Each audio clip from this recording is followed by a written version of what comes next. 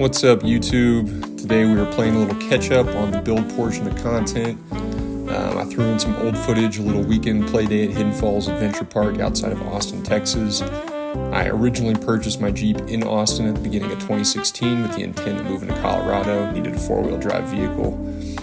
First couple years was really learning the vehicle / figuring out the minor repairs of worn out parts that needed to be handled. The past couple years I've been able to spend more time upgrading over replacing.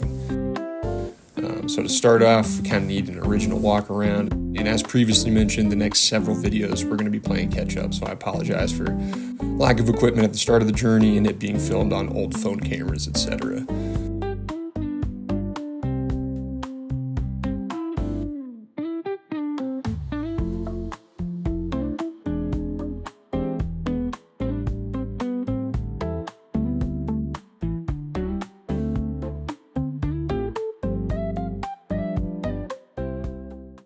So this is Abominable, my 2000 TJ. It's a 4.0 liter inline 6, 5-speed manual with the NV3550 transmission.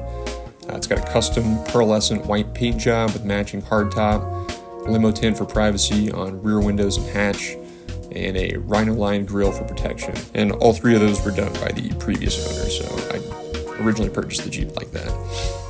Also, when I originally bought it, the Jeep was sitting on some off-brand 31-inch mud terrains. Had them for a few months, and shortly after replaced them with a set of 31-inch BFG KO2 all-terrains. And since then, I've easily put like 50K miles on them. Here, sometime in the near future, going to be looking into getting some 35-inch KO3s or KM3s. All 5 of the wheels, although similar style, and they're all black. They're all different, so some may have even been spray painted black.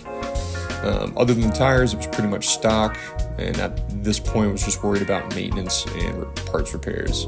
The majority of the stuff I like to do myself, but due to apartment living, lack of a car lift, time constraints, got to rely on shops for some of the repairs, given the fact that the Jeep is my daily. Some of the issues at the time of the video were my headlights, taillights, exhaust needed replacing, some large electrical projects inside the engine bay and frame, needed a new radiator, new coolant reservoir cap, which once I replaced that sealed the heat in and caused the coolant reservoir to melt, which led to a full reservoir replacement. It's a super easy repair. And then some steering components like bushings, tie rod, drag link, sway bar, plus links, control arms, and an audio project that I wanted to do.